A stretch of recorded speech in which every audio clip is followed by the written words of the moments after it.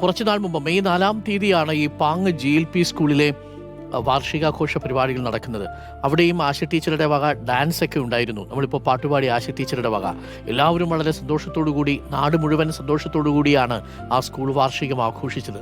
ഇന്നിപ്പോൾ ആ സ്കൂളിന് തൊട്ടടുത്തുള്ള ഹയർ സെക്കൻഡറി സ്കൂളിലെ ഈ അങ്കണത്തിൽ വളരെ വേദനിപ്പിക്കുന്ന ദൃശ്യങ്ങളായി മാറുകയാണ്. അവിടെ മനുഷ്യർ, ഇപ്പോൾ പാർട്ടി സെക്രട്ടറി വി ഗോവിന്ദൻ മാഷ് അവിടെ എത്തിയിട്ടുണ്ട്.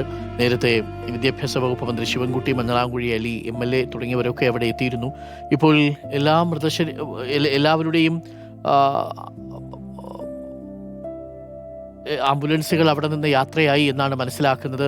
ഇനി പല സ്ഥലങ്ങളിലേക്ക്, എനിക്കൊന്ന് പുലാമന്തോളിലാണ് കൂടുതൽ ദൂരമുള്ളത്.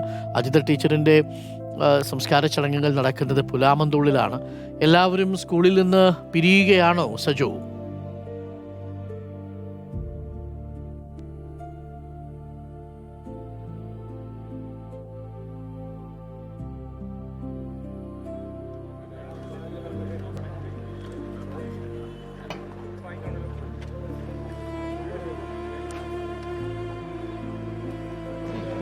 ഡോക്ടർ അരുൺകുമാർ, എല്ലാവരും സ്കൂളിൽ നിന്ന് പിരിയുകയാണ്. ഇപ്പോൾ CPIM സംസ്ഥാന സെക്രട്ടറിയും MV ഗോവിന്ദൻ മാഷ് അടക്കമുള്ള ആളുകൾ കൂടി ഇങ്ങോട്ടേക്ക് എത്തിയിട്ടുണ്ട്. അന്തിമോപചാരം അർപ്പിക്കാനും മറ്റും വീടുകളിലേക്ക് മറ്റും പോകാനായി എത്തിയിട്ടുണ്ട്. ഇവിടെ നിന്ന് പൊതുദർശനമടക്കം പൂർത്തീകരിച്ച് എല്ലാവരും പിരിയുകയാണ്. കാരണം ആദരവ് നൽകി അന്തിമോപചാരം അർപ്പിച്ച് പിരിയുകയാണ്. വിവിധ സാമൂഹിക രാഷ്ട്രീയ നേതാക്കളൊക്കെ തന്നെ അന്തിമോപചാരം അർപ്പിക്കാൻ ഇങ്ങോട്ടേക്ക് എത്തിയിരുന്നു. നേരത്തെ സ്കൂളിൽ അവശേഷിച്ച 3 അധ്യാപികമാർ അവരുടെ കണ്ണീര് കാണുകയായിരുന്നു. വല്ലാത്തൊരു വൈകാരിക അവസ്ഥയിലാണ്. ആ 3 അധ്യാപികമാർ മാത്രമേ അവശേഷിക്കുന്നുള്ളല്ലോ ഈ സ്കൂളിൽ. അവരെത്ര സന്തോഷവും ഒക്കെ പങ്കുവെച്ച ഒരു ക്ലാസ് മുറി നമുക്ക് CPIM സംസ്ഥാന സെക്രട്ടറി MV ഗോവിന്ദന്റെ പ്രതികരണത്തിലേക്ക് പോകാം. നാടിനെ ആകെ ഞെട്ടിപ്പിച്ച സംഭവമാണ് ഇന്നലെ വാർത്താമാധ്യമങ്ങളെല്ലാം പറഞ്ഞതുപോലെ 13 പേര് സഞ്ചരിച്ച ട്രാവലർ 13-ാം വളവിൽ വെച്ച് അപകടത്തിൽപ്പെട്ട് അധ്യാപകർ ഉൾപ്പെടെ 9 പേർ നമ്മെ വിട്ടുപിരിഞ്ഞിരിക്കുകയാണ്.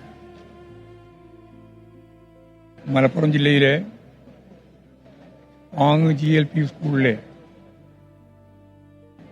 അധ്യാപകരും അധ്യാപികമാരാണ് ഭൂരിപക്ഷം. പാചകത്തൊഴിലാളി ഉൾപ്പെടെ ഇപ്പോൾ നമ്മെ വിട്ടുപിരിഞ്ഞിരിക്കുകയാണ്. ഇന്ന് രാവിലെ 9 മണി മുതൽ ഞാൻ നിൽക്കുന്ന ഈ ഹൈസ്കൂളിന്റെ ഗ്രൗണ്ടിൽ തയ്യാറാക്കിയ അന്തിമാഭിവാദ്യങ്ങൾ അർപ്പിക്കുന്നതിന് വേണ്ടിയുള്ള പ്രത്യേക പന്തലിൽ 9 മൃതദേഹങ്ങളും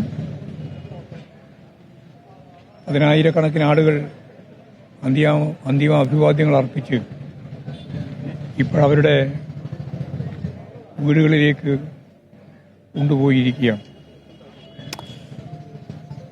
അടുത്ത ബന്ധുക്കളെയും നാട്ടുകാരെയും എല്ലാം അവരവരുടെ വീടുകളിൽ, ഇനി ആ 9 പേരും അവരവരുടെ വീടുകളിൽ അന്ത്യകർമ്മങ്ങൾ ഏറ്റുവാങ്ങി ഒരിക്കലും തിരിച്ചു വരാത്ത ഒരു യാത്രയ്ക്കായി പുറപ്പെടും.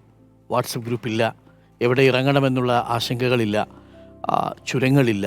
ജീവിതത്തിൽ എത്രയോ ചുരങ്ങൾ കയറി വന്ന മനുഷ്യരാണ് അല്ലേ 13 പേർ 13-ാം വളവിൽ വെച്ച് ജീവൻ നഷ്ടപ്പെട്ടു പോയ വളരെ വേദനിപ്പിക്കുന്ന, ഞെട്ടിപ്പിക്കുന്ന കഥയാണ് നമ്മൾ കണ്ടതും കേട്ടതും.